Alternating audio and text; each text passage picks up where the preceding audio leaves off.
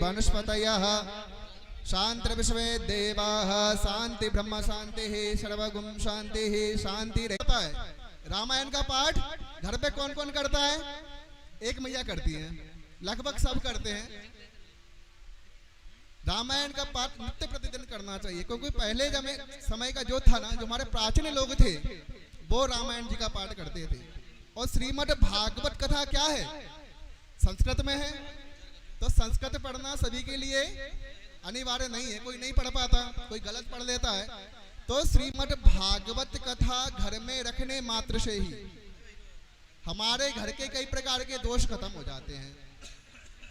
और ये तो परम सौभाग्य हम लोग आदरणीय श्री गुरुदेव भगवान के मुखारविंद से श्रीमद् भागवत कथा का अगले 3 दिन से ऋषिस्वादन करते आ रहे हैं। और आज श्रीमद् भागवत कथा का चतुर्थ दिवस है, यानी हमारे गोविंद का जन्मोत्सव है। कृष्णाय वासुदेवाय हरये परमात्मने प्रणतः क्लेशनाशाय गोविंदाय नमो नमः। यानी भगवान श्रीमन नारायण स्वरूप श्री कृष्ण भगवान हमारे सारे क्लेशों को दूर करने वाले साक्षात पीतम्बरधारी भगवान श्री कृष्ण का आज जन्मोत्सव है। अच्छा ये बताओ, भागवत सुनने से क्या होता है? अच्छा, एक सेठ जी थे, एक कथा करने वाले महाराज जी थे। एक सेठ जी आते हैं और उनसे कहते हैं आइए बैठिए। 2 शब्द उन्होंने बोले। क्या बोलते हैं? आइए और बैठिए। सेठ जी आ गए, आके बैठ गए। क्योंकि जो हमारी माताएं होती हैं ना, वो धर्म के प्रति विशेष आसक्त रहती हैं। कोई भी धार्मिक कार्य हो, कहीं पर भी कुछ भी हो, उनको पता चलना चाहिए कि यहाँ भागवत हो रही है, यहाँ इस पूजा में हमें सहयोग करना है। तो हमारे भाई लोगों से प्रथम नंबर पर हमारी माता आगे रहती है। जननी जन्म भूमिश्चा स्वर्गादपि गरीयसी। हमारी माता बहनों के लिए बोलिए ताके बिहारी लाल की जय। तो जो हमारे सेठ जी थे, तो उनकी माता श्रीमद् भागवत कथा को सुनने के लिए प्रतिदिन आया करती, कथा सुनने के लिए। लेकिन जो हमारे पुरुष वर्ग हैं, उनकी क्या रुचि कम होती है थोड़ा सुनने में। धार्मिक कार्य बाकी करते वो भी हैं, लेकिन हमारी माताओं से उनकी रुचि विशेष कम रहती है। तो भैया ने उनसे बोला आप श्रीमद् भागवत कथा सुनने चलिए। वृंदावन से महाराज जी आए हुए हैं। अच्छा, उन्होंने बोला हमारे पास समय नहीं है, क्योंकि यदि हम लोग कथा सुनेंगे तो हमारा समय बर्बाद होगा। अच्छा, आप बोलती हैं तो हम चलते हैं, क्योंकि हफ्ते में रविवार पड़ता है, रविवार के दिन कोई काम नहीं रहता, सारी दुकानें बंद रहती हैं।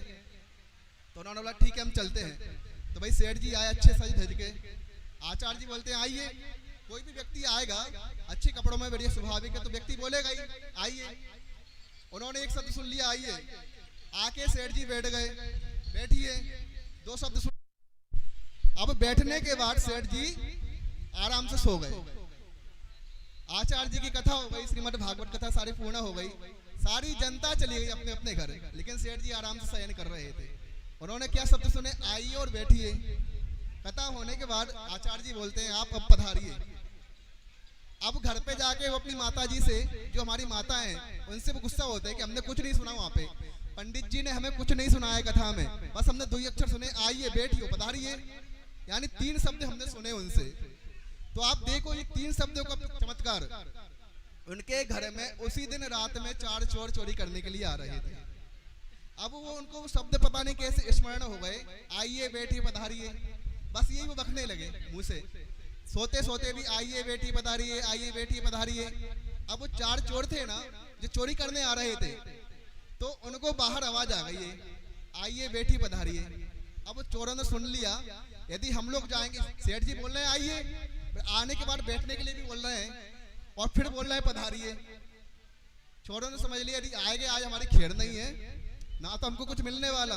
तो श्रीमद् भागवत कथा रसपान करने से उनकी कितनी बड़ी चोरी बच गई। आइए बैठिए पधारिए। तो आइए आज श्रीमद् भागवत कथा के चतुर्थ दिवस की आप और हम सब लोग भगवान श्री कृष्ण के जन्म अवतार की कथा को रसस्वादन करेंगे। बोलिए वृंदावन के बिहारी लाल की।